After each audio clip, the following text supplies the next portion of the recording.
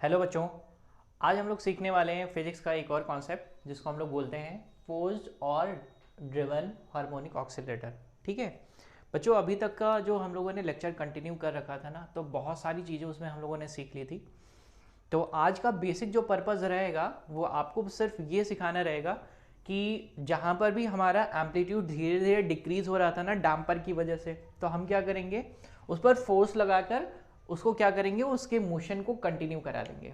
ठीक है, चलिए बात करते हैं कि सर वो फोर्स लगेगा कैसा। तो आप लोगों ने जैसे देखो नॉर्मल, जैसे मैं आपको एक एग्जांपल समझाता हूँ। आप झूले पर बैठते हो ना, तो झूले पर बैठते हो तो आपका कोई दोस्त है और वो झूला झूला रहा है आपको, तो सपोज करो ऐसे ना, पहले खींच के लेके जाता है और आपको छोड़ देता है।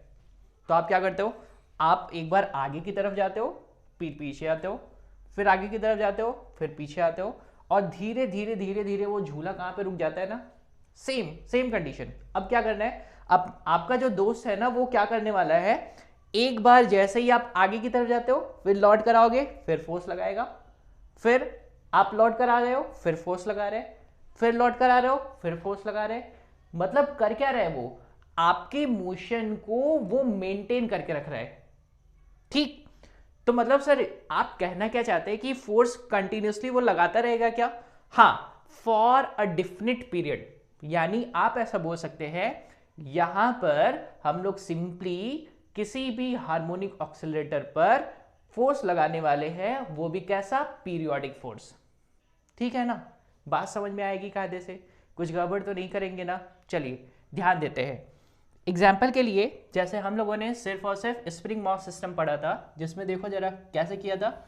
आपके पास ये फिक्स एंड हुआ करता था, इससे आप एक स्प्रिंग बांध दिया करते थे। ठीक, स्प्रिंग बांधने के बाद आप इस एक मास भी बांध देते थे, ब्लॉक मास, दैट इज जिसका मास कितना हुआ करता था, m, जो कि कहां पर होता था, ऑन हॉरिजेंटल सरफेस।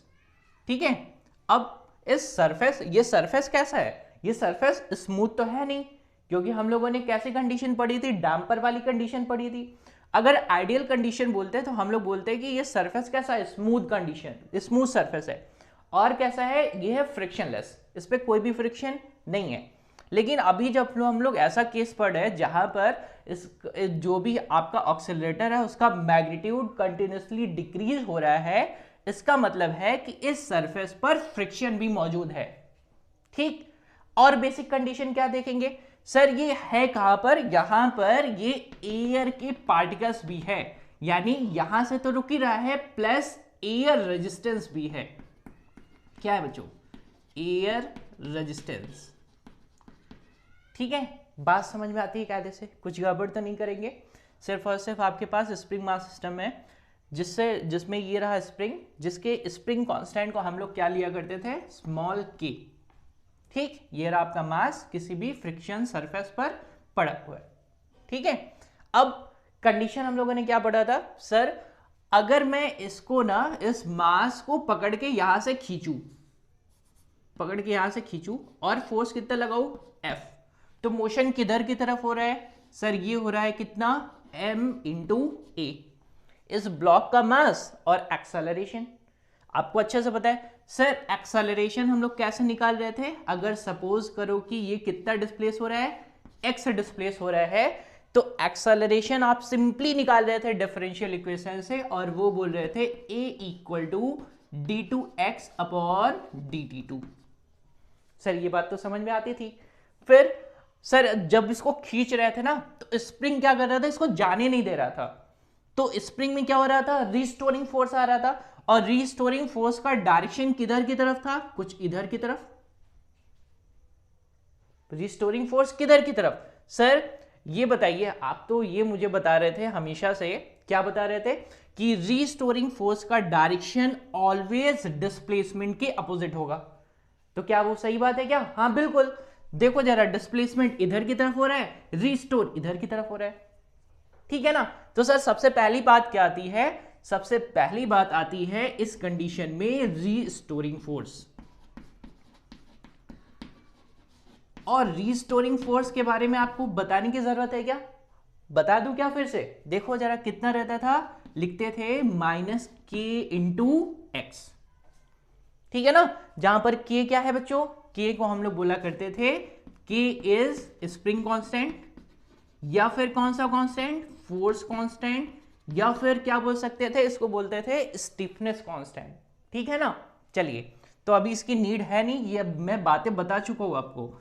तो अभी मैं सिंपली लिखा है, मैंने क्या लिखा है, first that is restoring force, यानी जैसे इसको खींचूंगा तो ये स्प्रिंग में क्या होगा, एक रीस्टोरिंग फोर्स आने वाला है, और वो भी कितना, -k टाइम्स ऑफ x।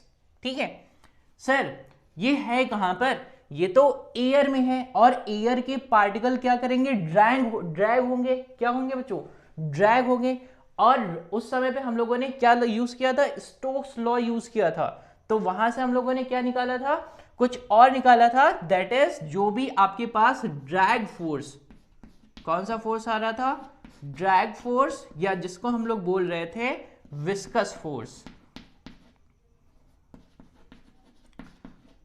वो क्या हुआ करता था, वो होता था -b into V, b into V. Sir ये है क्या, b क्या है, b को हम लोगों ने नाम दिया था, क्या नाम दिया था, बोलो बोलो, b को बोला था डैम्पिंग कांस्टेंट।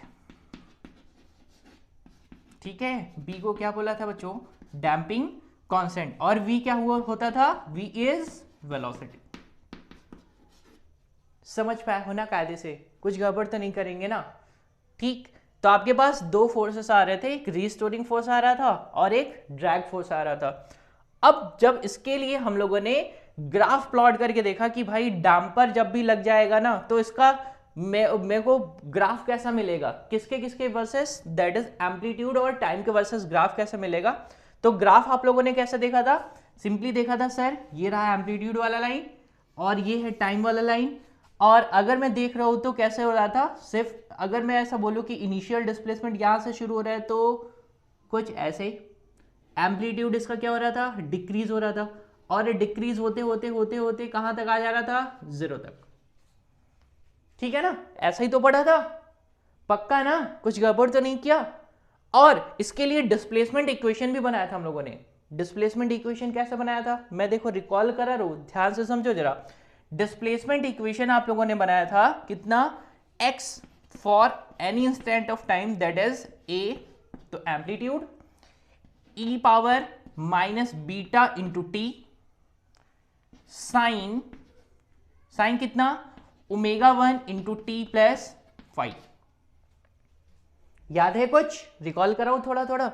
बीटा को हम लोग बोला करते थे डैम्पिंग फैक्टर, क्या बोला करते थे, डैम्पिंग फैक्टर। तो मैं अभी रिकॉल करा रहा हूं, अभी आता हूं फोर्स्ड और ड्रिवन हार्मोनिक ऑक्सीलेटर में, मैं सिर्फ आपको रिकॉल करा रहा हूं ये चीजें कि हम लोग ये प्रीवियस क्लासेस में ऐसा कर चुके हैं। ठीक है ना। तो आपके पास ये डिस्प्लेसमेंट इक्वेशन आया करता था, किसके लिए, डैम्प्ड हार्मोनिक ऑक्सीलेटर के लिए, जहां पर बीटा को क्या बोलते थे, डैम्पिंग फैक्टर। डैम्पिंग फैक्टर मतलब क्या सर, बीटा इक्वल टू आपने लिखा था B/2m। ठीक है, जहां पर B क्या है, डैम्पिंग कांस्टेंट।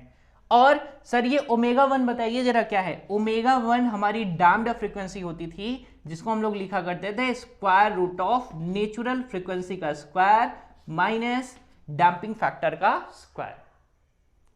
ठीक है, याद आ गई बात, कोई गड़बड़ तो नहीं करेंगे। अब देखो इसका एम्पलीट्यूड ना डिक्रीज हो रहा है, और कैसे, एक्सपोनेंशियली डिके हो रहा है। हमें क्या करना है, इसके एम्पलीट्यूड को ना कांस्टेंट बना के रखना है। यानी सपोज करो कि अगर ये यहां से चलना शुरू कर रहा है तो इसका एम्पलीट्यूड बराबर रहना चाहिए, ऐसा मुझे बनाना है इसको। ऐसा क्या करना है, मुझे बनाना है कि ये इसका एम्पलीट्यूड कैसा हो जाए, फिक्स हो जाए। ठीक, तो हमें क्या करना क्या है, मैं एक पीरियोडिक फोर्स लगाने वाला हूं, किसके ऊपर लगाऊंगा सर, ये जब जैसे ही मैंने छोड़ा ना तो ये ब्लॉक कैसे आएगा सर, इधर की तरफ आएगा, फिर इधर की तरफ जाने वाला है, और क्या होगा सर, एयर ड्रैग और फ्रिक्शन की वजह से क्या होगा, वो कम होगा उसका एम्पलीट्यूड। लेकिन मुझे क्या करना है, मुझे उसको फिर से पुल अप कर देना है। ठीक है ना, और किससे करेंगे, एक पीरियोडिक फोर्स से। ठीक है, कोई गड़बड़ तो नहीं करेंगे ना। चलिए उस पीरियोडिक फोर्स के मैं बारे में बता देता हूं कि कितना पीरियोडिक फोर्स लगने वाला है। तो तीसरे पॉइंट पे हम लोग लिखेंगे यहां पर कि भाई मैं यहां पर एक पीरियोडिक फोर्स लगाने वाला हूं, क्या करने के लिए, इसके एम्पलीट्यूड को कांस्टेंट बनाने के लिए। ठीक है ना, किसका इसका एम्पलीट्यूड कैसा हो, कम ना हो, तो कौन सा आ जाएगा, दैट इज आपके पास एक और चीज आ जाएगी जिसको हम लोग बोलेंगे पीरियोडिक फोर्स। ठीक है, और पीरियोडिक फोर्स को हम लोग क्या बोलने वाले हैं, बोलने वाले हैं F naught sine P T.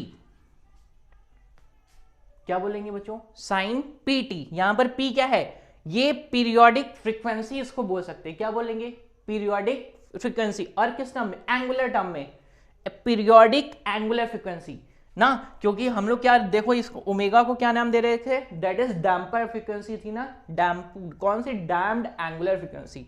यहां पर ये पी क्या है, पी आपके पास रहेगी पीरियोडिक एंगुलर फ्रीक्वेंसी। कब, जब हम लोग बार बार फोर्स अप्लाई करने वाले हैं, ठीक है ना, पक्का ना। अब एक बार फोर्स लगा के छोड़ेंगे तो फिर से तो उसका एम्पलीट्यूड डिक्रीज होगा, तो हम क्या करेंगे, जैसे मैंने एग्जांपल बताया ना, झूला झूल रहा था आपका फ्रेंड, करोगे क्या, आप खींच के छोड़ दोगे, जैसे ही आपकी तरफ आएगा फिर आप धक्का देने वाले हो, फिर जब आपकी तरफ आएगा फिर धक्का देने वाले हो। तो ये कौन सा फोर्स है, ये वो फोर्स है जो उसको कंटिन्यूअसली उस पर लगने वाला है। तो आपके पास देखो कितने फोर्सेस हो गए, एक आपके पास रिस्टोरिंग फोर्स, एक आपके पास ड्रैग और विस्कस फोर्स, और ये आपका पीरियोडिक फोर्स। ठीक है, अब ध्यान देने वाली बात, इन दोनों फोर्सेस, ये दोनों फोर्स कैसे हैं, ये मोशन के जस्ट अपोजिट, मोशन के कैसे हैं, जस्ट अपोजिट। देखो मोशन इधर हो रहा है तो ये किधर की तरफ, ड्रैग भी किधर की तरफ आएगा, इधर की तरफ आएगा, और ये आपका स्प्रिंग फोर्स भी किधर की तरफ आ रहा है, इधर की तरफ ही आ रहा है। लेकिन आप जरा एज्यूम करो, जरा देखो जरा कैसे, आपका फ्रेंड किधर जाने वाला है, उधर जाने वाला है, तो आप फोर्स किधर लगाओगे, उसी पर लगाने वाले हो ना, जिस डायरेक्शन में वो जा रहे हैं उसी डायरेक्शन में। तो यानी ये वाला जो फोर्स रहेगा वो कैसा रहेगा, इन दोनों के जस्ट अपोजिट। ठीक, अब आपको करना क्या है, अब आपको सिर्फ और सिर्फ न्यूटन सेकेंड लॉ लगाना है, और कुछ भी नहीं करना है। ये देखो जाने वाला फोर्स यानी m into A equal to क्या करेंगे, आपके पास ये फोर्स प्लस ये फोर्स और प्लस ये फोर्स। ठीक, कुछ गड़बड़ तो नहीं करेंगे ना, पक्का, ध्यान से। चलो देखो, तो मैं क्या करता हूं, तीनों फोर्सेस को जोड़ देता हूं और इक्विवेलेंट किसके कर देता हूं, एम ए के, न्यूटन का सेकेंड लॉ सर, जिसकी वजह से मोशन हो रहा है एम ए। सर क्या आएगा, ये और ये तीनों फोर्सेस को क्या कर रहे हैं, ऐड कर देते हैं सिंपली। डायरेक्शन मैंने बता दिया है पहले, डायरेक्शन के लिए क्या लगाया है, साइन कन्वेंशन यूज किया है, negative negative and this will be positive. ठीक है, चलिए देखते हैं। तो हम लोग सिंपली क्या करेंगे, तीनों को ऐड कर देते हैं। तीनों को ऐड करने से बच्चों देखो मिलेगा क्या आपके पास, सबसे पहले मिलेगा आपके पास माइनस का के एक्स प्लस बी, v की जगह पर बच्चों मैं सब्स्टिट्यूट कर सकता हूं, v equal to velocity equal to क्या होता है, that is displacement, rate of change of displacement. तो मैं लिख सकता हूं सर dx अपॉन कितना, dt। ठीक, और क्या लिखेंगे, और प्लस करेंगे f naught sine P T, कोई गड़बड़ तो नहीं करेंगे, इक्वल टू कितना sir, equal to m into A. Sir A की जगह पर कितना है ये बता दीजिए, ए की जगह पर सिंपली लिखना है d2x अपॉन dt2। ठीक है, अब अगर इस इक्वेशन को मैं अरेंज करूं तो अरेंज कैसे करेंगे सर, डिफरेंशियल इक्वेशन बनाते हैं जैसे पहले बनाया करते थे। तो हमने सबसे पहले इसको लिख लेना है, that is m d2x upon dt2 plus करेंगे, ये इस साइड जाने वाला है यानी प्लस क्या हो जाएगा k और x, प्लस कितना हो जाएगा b, और ये हो जाएगा dx अपॉन dt। यहां पर ये आप साइन कन्वेंशन याद रखो, मैंने यहां पे देखो छोड़ दिया ये, इसको ये माइनस में रखा, लेकिन ये भी तो माइनस में है, और माइनस माइनस मिलकर माइनस और प्लस मिलकर माइनस, यानी ये जब इस साइड जाएगा तो किस में बन जाएगा, प्लस में बन जाएगा। इक्वल टू कितना करना है, इक्वल टू करना है that is F naught sine of P T. अच्छा, मैं अगर आपसे पूछूं, बताओ बच्चों ये एफ नॉट क्या है, एफ नॉट क्या है, तो आप सिंपली बोलोगे सर ये तो एम्पलीट्यूड है। किसका एम्पलीट्यूड है सर, फोर्स का, यानी फोर्स का मैक्सिमम वैल्यू। हाँ, बच्चों को एक चीज कभी कभी दिक्कत होता है कि सर ये amplitude amplitude amplitude of force बोल देते हैं, एम्पलीट्यूड ऑफ पावर बोलते हैं, ऐसा क्या है, दैट इज वो मैक्सिमम वैल्यू है इसकी। ठीक है ना, कोई गड़बड़ तो नहीं करेंगे, एकदम कायदे से समझ पाए हैं। चलिए, आपके पास सिंपली ये इक्वेशन आ जाता है, that is D M D two X upon D T two plus K X plus B D X upon D T equal to F naught sine of P T. ठीक है, चलिए अब करना क्या रहेगा बच्चों, करना क्या रहेगा वो मैं आपको समझा देता हूं। आपके पास इस डिफरेंशियल इक्वेशन को हम लोग सॉल्व करेंगे। ठीक है, अभी तक आपके पास डिफरेंशियल इक्वेशन जो आ रहा था उसका जनरल सॉल्यूशन आपको मिल रहा था सिंपली मैथमेटिक्स से, जिसका हम लोग निकाल रहे थे, सिर्फ सीएफ निकाल रहे थे, यानी कॉम्प्लीमेंट्री फंक्शन निकाल रहे थे, जनरल सॉल्यूशन फाइंड कर ले रहे थे। यहां पर आपके पास जैसे ही आप ये पीरियोडिक फोर्स की वैल्यू को ऐड करते हो, यहां पर आपको एक और नया टर्म मिलता है, यानी आपके पास इस डिफरेंशियल इक्वेशन का सॉल्यूशन अब कैसे आएगा। सिंपली आपको निकालना रहेगा सबसे पहले कॉम्प्लीमेंट्री फंक्शन, जिसको हम लोगों ने ऑलरेडी निकाला था जैसे निकालते थे। उसके साथ एक और चीज ऐड करते हैं जिसको हम लोग बोलते हैं पर्टिकुलर इंटीग्रल या फिर पर्टिकुलर सॉल्यूशन। ठीक है, दोनों को फाइंड करेंगे, दोनों को ऐड कर देंगे, तो आपके पास क्या आ जाएगा, basically solution for this differential equation in the term of displacement. ठीक है, इसके बाद क्या करेंगे, इसके बाद बच्चों हम लोग निकालेंगे इसका एम्पलीट्यूड। एम्पलीट्यूड मतलब सर यहां पर जो ये हम लोगों ना ये क्या कर रहे हैं, हम लोग पीरियोडिक फोर्स लगा रहे हैं, तो उसके लिए डिस्प्लेसमेंट का एम्पलीट्यूड निकालेंगे, क्योंकि तब एम्पलीट्यूड कितना आएगा। ठीक, एक काम और कर लेंगे, एम्पलीट्यूड निकालने के बाद हम लोग कैलकुलेट कर लेंगे दैट इज कितना फेज होगा उसका।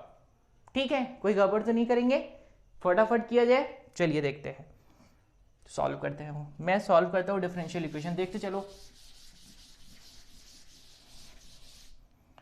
तो अभी मैं सिंपली इसको लिख रहा हूं, देखो कैसे लिखेंगे d2x अपॉन dt2, m से डिवाइड कर देता हूं, plus k upon m x plus b upon m dx upon dt equal to f naught upon m sine of pt।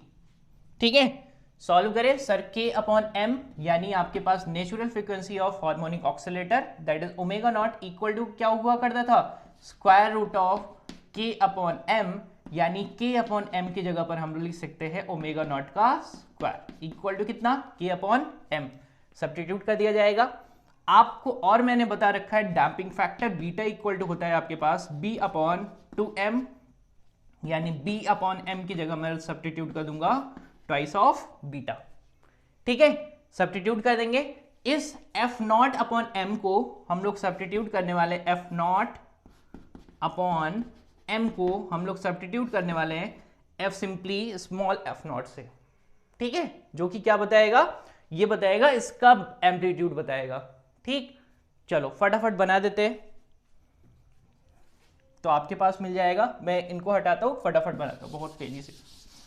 चलिए देखिए, आपके पास बन जाएगा d2x अपॉन dt2 प्लस, एक काम करता हूं, इसको मैं इस तरफ लाता हूं और लिखता कितना हूं, लिखेंगे कैसे, 2 beta dx upon dt plus, यहां पर आपको पास मिल जाएगा ओमेगा नॉट का square into X equal to F naught sine of P T.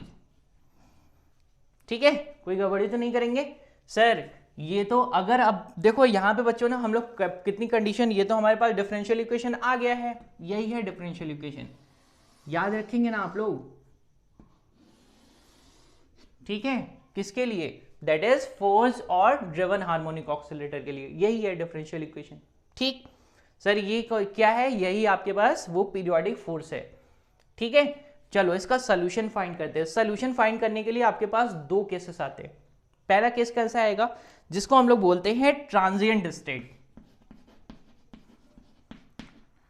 या फिर ट्रांजिएंट स्टेट, या फिर बोलते हैं ट्रांजिट स्टेट, बोल दो तो ज्यादा अच्छा रहेगा। ठीक है, ट्रांजिट स्टेट ये क्या रहेगा सर, सिंपली आपको ऐसा बोलना है कि जैसे देखो सपोज करो, मैंने एग्जांपल अच्छा सा दिया था आपको कि झूले पर फ्रेंड को झुलाया, एक बार खींच के छोड़ दिया, तो अभी वो क्या करेगा, एक डेफिनेट पीरियड के बाद जब तक आपने उस पर दोबारा फोर्स नहीं लगाया तब तक वो किस फ्रीक्वेंसी से मूव करेगा, नेचुरल फ्रीक्वेंसी से। किस फ्रीक्वेंसी से, नेचुरल फ्रीक्वेंसी से। तो उस कंडीशन पे हम लोग क्या बोलेंगे, सर इस पूरे फैक्टर को कितना बना रख के करेंगे, 0। अगर मैं इस फैक्टर को जीरो कर दूं बच्चों, याद करो जरा, अगर मैं इस फैक्टर को जीरो कर दूं तो ये कैसा बन जाएगा, नॉर्मल डैम्पर, डैम्पर वाला केस, डैम्प्ड हार्मोनिक ऑक्सीलेटर वाला इक्वेशन बन गया, डिफरेंशियल इक्वेशन। तो अब आपके पास तो क्या मिल गया ना, इसका सोल्यूशन फाइंड कर सकते हैं आसानी से, गड़बड़ तो नहीं करेंगे ना। देखो अगर मैं इसको लिखूं d2x upon dt2 plus 2 beta dx upon dt, और प्लस करने वाला हूं ओमेगा नॉट का square into X equal to कितना, 0। ठीक, एक्चुअली में कर क्या रहे बच्चों, हम लोग निकालेंगे इसका CF और PI ही निकालेंगे, यानी इसका सोल्यूशन क्या है, सोल्यूशन में लिखता हूं और समझाता हूं। और देखो आपके पास इसका सोल्यूशन सिंपली मिलता x equal to CF plus PI, यानी आप ऐसे बोल सकते हैं x will B x1 plus x2 है क्या सर। कॉम्प्लीमेंट्री फंक्शन निकालेंगे, पर्टिकुलर इंटीग्रल निकालेंगे, पूरा का पूरा सॉल्यूशन आपके पास मिल जाएगा। ठीक, करेंगे क्या, सिंपली सर CF निकालना है। आपके पास कैसी स्टेट है, ट्रांजिट स्टेट, जहां पर आपको सिंपली मिलेगा क्या सर, ये वाला जो आपने पीरियोडिक फोर्स लगाया है वो नहीं रहेगा, करने वाले क्या है, यानी उस इंस्टेंट पर निकालने वाले हैं, इक्वेशन निकालने वाले हैं, या उस कंडीशन को ऑब्जर्व करने वाले हैं जब जिससे पहले, मतलब फोर्स अप्लाई करने से पहले की कंडीशन निकालने वाले हैं, तो ये कंडीशन मिलेगा।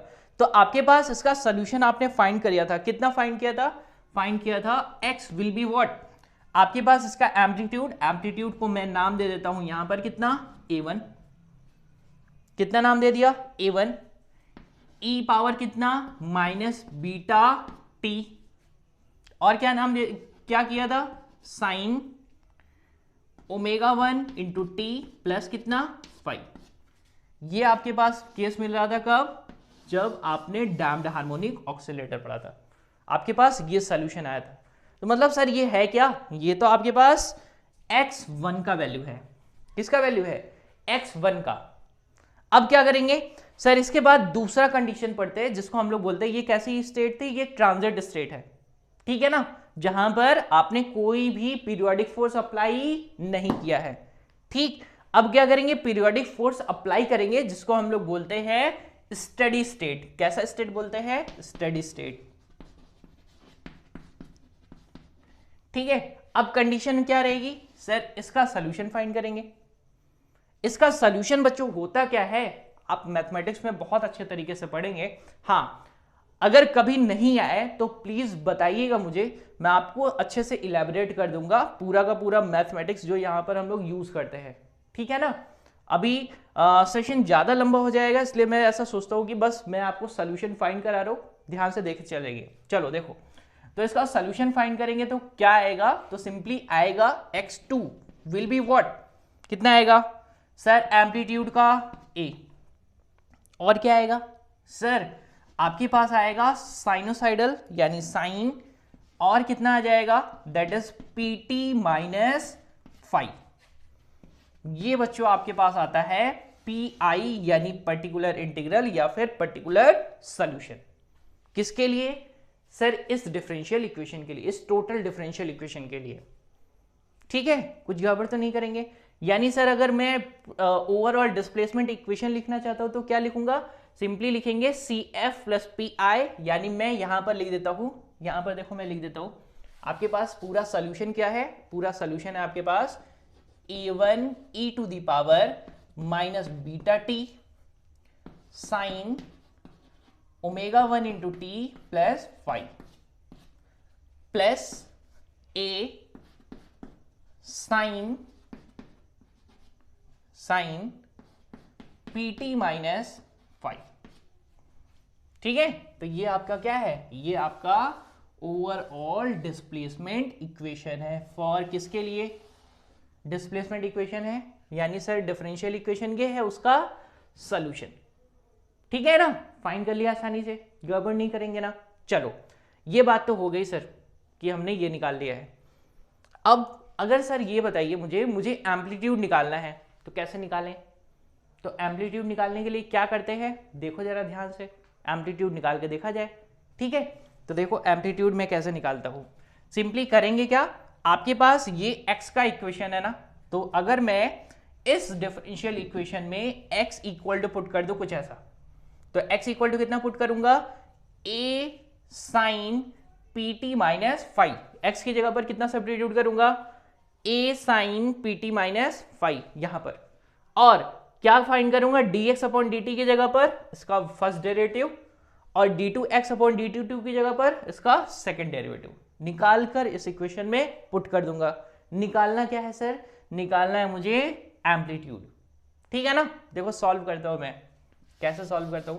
अगर मैं इसका डेरिवेटिव निकाल लूं तो क्या आ जाएगा आपके पास, dx upon dt equal to कितना सर a, यहां पर साइन का डिफरेंशिएशन कितना होता है बच्चों, होता है cos pt माइनस फाइव, और क्या सर पी टी किसके रिस्पेक्ट पे कर रहे हैं सर, टी के रिस्पेक्ट पे कर रहे हैं, तो क्या बाहर आने वाला है p, इसका डबल डेरिवेटिव कर लिया जाए, यानी d2x upon dt2 equal to कितना आ जाएगा सर, यहां पर रहेगा a तो वैसे ही है सर, cos का इंटीग्रल डिफरेंशिएशन होता है माइनस साइन, तो अभी क्या हो जाएगा सर, हो जाएगा माइनस साइन, और माइनस को मैं कर देता हूं आगे, क्या हो जाएगा साइन p पहले से है, एक p और आ जाएगा यानी a p स्क्वायर, यहां पर हो जाएगा sine P T minus five.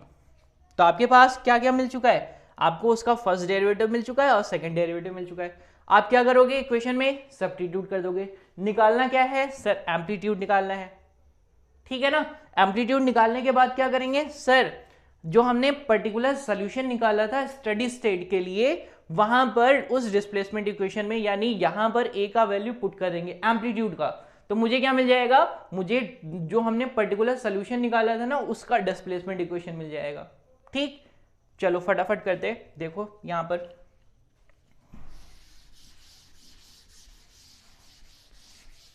देखो बच्चों, यहां पर मैं पुट कर देता हूं माइनस a p का square sine P T minus five, ठीक है, ये हो गया, plus 2 beta dx upon dt कितना है, वो है a p, यहां पर क्या आ जाएगा, यहां पर आ जाएगा that is cos P T minus five, ठीक, प्लस प्लस मैं यहां पे कर रहा हूं ओमेगा नॉट का स्क्वायर, x की जगह पर कितना सेट करना है, a sine P T minus five, ठीक है। अब सर और क्या करेंगे वो बता दीजिए जरा, आपको बच्चों बस अरेंज करना है, क्या कैसे अरेंज करेंगे, लिखेंगे F naught sine P T को मैं ऐसे लिख सकता हूं, sine P T minus five plus five, बस अरेंज करने के लिए, ठीक है, फॉर बनाने के लिए इक्वेशन हम लोगों ने क्या किया है, यहां पर पीटी तो है ये ना, अगर मैं इस ब्रैकेट को ओपन कर दूंगा तो 5 से 5 कट जाएगा, तो आपके पास क्या आ जाएगा, वो आ जाएगा साइन ऑफ पीटी, तो मैंने ऐसा कर दिया। क्या बनाना क्या चाहते हैं, sign A plus B, sign A plus B क्या होता है, साइन ए कॉस बी, ठीक, plus cos A sine B, ठीक है, फिर क्या करेंगे, दोनों तरफ कंपेयर कर लेंगे, ठीक है ना। देखो करना क्या रहेगा, अभी मैं यहां से अगर sine P T minus five और यहां से sine P T minus five दोनों को कॉमन कर दूं विथ a, दोनों को कॉमन कर दूंगा तो मेरे पास क्या आ जाएगा, मेरे पास आ जाएगा, यहां पर मैं लिख रहा हूं दैट इज, मैंने क्या कॉमन किया है, a sine P T minus five, बचेगा क्या सर, ओमेगा नॉट का स्क्वायर ये प्लस का है, माइनस कितना बच जाएगा, माइनस पी का स्क्वायर, ठीक है, और प्लस आपके पास कितना रहेगा, plus 2 beta A P cos P T minus five, ठीक है, ये तो ये आ गया। इसको मैं अगर इसके बराबर क्या है, इसके बराबर तो ये है, लिख देते हैं, अभी लिख देता हूं, फिर ओपन करता हूं, F naught sine P T minus five plus five, ठीक है। चलिए उसको मैं सॉल्व करता हूं, इधर सॉल्व करता हूं अभी,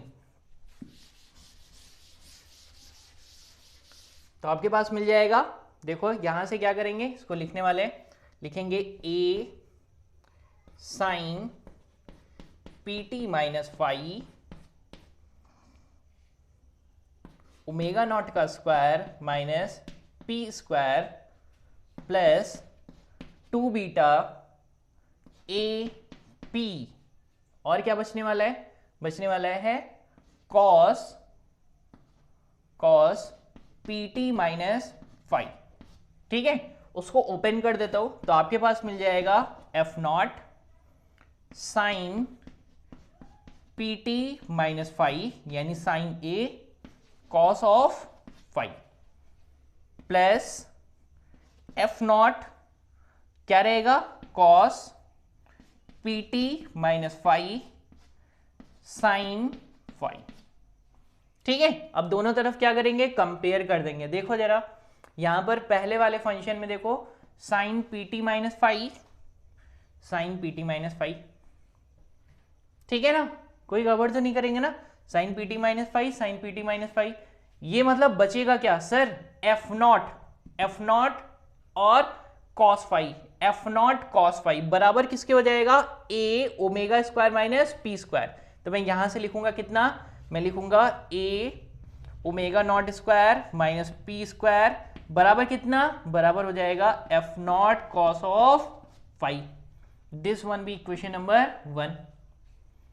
फिर क्या करेंगे सर, देखो जरा इधर cos PT minus five, cos PT minus five equate कर दो इसको भी, यहां से हो जाएगा F naught sine of five बराबर कितना हो जाएगा, 2 बीटा ए और पी, यानी 2 बीटा ए पी। गड़बड़ तो नहीं करेंगे ना, एम्पलीट्यूड निकाल लिया जाए। अब क्या निकालना है सर, ए निकालना है, कैसे निकाले, बोलो बोलो बोलो, करेंगे क्या, दोनों को स्क्वायर करके जोड़ देंगे, एकदम सोल्यूशन बन चुका है, बहुत ज्यादा इसमें परेशान नहीं होना है आपको, बस सिंपली जो भी आपके पास डैम्ड हार्मोनिक ऑक्सीलेटर वाला इक्वेशन था उस इक्वेशन में एक आपके पास पीरियोडिक फोर्स ऐड करना है, जिससे आपके पास बनेगा डिफरेंशियल इक्वेशन। उस डिफरेंशियल इक्वेशन का सॉल्यूशन फाइंड कर लेने वाले हैं, जिसको हम लोग निकालने वाले हैं सी एफ और पी आई करके। ठीक, यहां पर आपके पास डिस्प्लेसमेंट इक्वेशन आ जाएगा। अगर आपको एम्पलीट्यूड चाहिए तो एम्पलीट्यूड करने के लिए सिंपली आपको एक सोल्यूशन अज्यूम करना पड़ेगा। उस सोल्यूशन को हम लोगों ने लिखा है a sine P T minus five. इसको क्या करेंगे, इसका सिंगल डेरिवेटिव करेंगे, आपके पास dx अपॉन dt आ जाएगा, डबल डेरिवेटिव करेंगे एक्सेलरेशन आ जाएगा, दोनों की वैल्यू को क्या करेंगे, पुट कर देंगे तो ये आ जाने वाला है। फिर क्या करेंगे, इसको अरेंज करेंगे, यानी sine P T minus five की क्या, इसको क्या बनाएंगे, sine P T minus five plus five, यानी साइन ए प्लस बी कर देने वाले। सॉल्व करेंगे, उसके बाद क्या करेंगे, ओपन अप करके दोनों तरफ कंपेयर कर लेंगे। ठीक है ना, अब क्या करेंगे, अब क्या करने वाले हैं, बस सिंपली इसको स्क्वायर करने वाले हैं। देखो मैं यहां भी कर रहा हूं अभी, देखो अगर मैं इसको स्क्वायर कर दूं तो आपके पास क्या आ जाएगा, ए का स्क्वायर, इस साइड का स्क्वायर, आपके पास बचेगा ओमेगा नॉट का स्क्वायर माइनस पी स्क्वायर का होल स्क्वायर इक्वल टू कितना, एफ नॉट का स्क्वायर, और यहां पर क्या है, कॉस स्क्वायर फाइव और साइन स्क्वायर फाइव। तो मैं एक काम करता हूं ना, दोनों को जोड़कर बराबर कर दूंगा तो आपके पास सिर्फ एफ नॉट का स्क्वायर बचेगा। ठीक है ना, इसको भी ऐड कर देता हूं, तो मैं सिंपली लिख रहा हूं अभी, तो आपके पास क्या आ जाएगा, यहां से आ जाएगा प्लस 2 की जगह पर हो जाएगा 2 का स्क्वायर 4 बीटा का स्क्वायर ए का स्क्वायर और किसका, पी का स्क्वायर बराबर कितना, बराबर हो जाएगा एफ नॉट का स्क्वायर। ठीक, आपको क्या चाहिए सर, ए चाहिए, ए दोनों जगह से कॉमन कर लेंगे तो आपके पास क्या आ जाएगा, ए स्क्वायर कॉमन करने के बाद बचेगा क्या आपके पास, ओमेगा नॉट का स्क्वायर माइनस पी स्क्वायर, ये रहा आपके पास ये टर्म, प्लस कर दोगे आप क्या आ जाएगा 4 बीटा स्क्वायर पी स्क्वायर। ठीक है ना, इक्वल टू क्या मिल जाएगा आपके पास, एफ नॉट का स्क्वायर। आपको क्या चाहिए, ए चाहिए, तो ए निकाल लो आसानी से, कोई गड़बड़ तो नहीं करेंगे ना। चलो ए निकाल लो, क्या मिल जाएगा आपके पास, तो आपके पास ए स्क्वायर बराबर आ जाएगा इतना टर्म, तो ए मैं लिख ही देता हूं, आप लोग परेशान मत होइए, एफ नॉट का स्क्वायर अपॉन ओमेगा नॉट का स्क्वायर माइनस पी स्क्वायर का होल स्क्वायर है यहाँ पर ये, ठीक है, प्लस कर देंगे plus 4 beta square P square, ठीक है, ये रहा आपके पास। ठीक, अब अगर मुझे ए चाहिए तो ए कितना मिल जाएगा, देखो आपके पास ए मिल जाएगा, that is amplitude equal to F naught upon omega naught का स्क्वायर माइनस पी स्क्वायर का whole square plus 4 beta square P square का 1/2। ठीक है, कोई गड़बड़ तो नहीं करेंगे, पक्का? सोच लो क्या किया सर, स्क्वायर रूट कर दिए। एफ नॉट का स्क्वायर रूट करेंगे तो कितना, एफ नॉट स्क्वायर का स्क्वायर रूट करेंगे तो कितना, एफ नॉट का स्क्वायर रूट करेंगे तो सर 1/2। ये आपके पास आ गया है एम्पलीट्यूड। ठीक, गड़बड़ तो नहीं किया ना, पक्का? अब अगर मैं डिस्प्लेसमेंट इक्वेशन लिखूं तो कितना लिखेंगे सर, लिखेंगे x2 विल बी कितना है, a sine pt minus phi. क्या करेंगे, सिंपली a को यहां से सब्स्टिट्यूट कर देंगे, यानी x will be what, a की जगह पर पुट करेंगे F naught upon omega naught का स्क्वायर माइनस पी स्क्वायर का whole square plus 4 beta square P square का स्क्वायर रूट यानी 1/2 और sine P T minus five. ये आपके पास आ जाएगा डिस्प्लेसमेंट का इक्वेशन यानी पर्टिकुलर सॉल्यूशन। ठीक है, पक्का? कोई गड़बड़ तो नहीं करेंगे? हम लोगों ने बहुत आसानी से सीख लिया है, एम्पलीट्यूड भी निकाल लिया, डिस्प्लेसमेंट इक्वेशन ओवरऑल का डिस्प्लेसमेंट इक्वेशन निकाला था। अगर मुझे particular solution for steady state निकालना है तो आपके पास इक्वेशन मिल जाएगा डिस्प्लेसमेंट का कुछ चाहिए। ठीक है, कोई गड़बड़ नहीं करेंगे। आगे आने वाले क्लासेस में बच्चों हम लोग वेलोसिटी निकालेंगे, एक्सेलरेशन भी निकालेंगे, ठीक है, पावर कितना अब्जॉर्ब होगा ये भी निकालेंगे। ठीक, मैं उम्मीद कर रहा हूँ कि आप लोग को बहुत अच्छे तरीके से समझ में आ रहा है। ठीक है, तो आज का सेशन यहीं पे बाइंड अप करते हैं। थैंक यू बच्चों।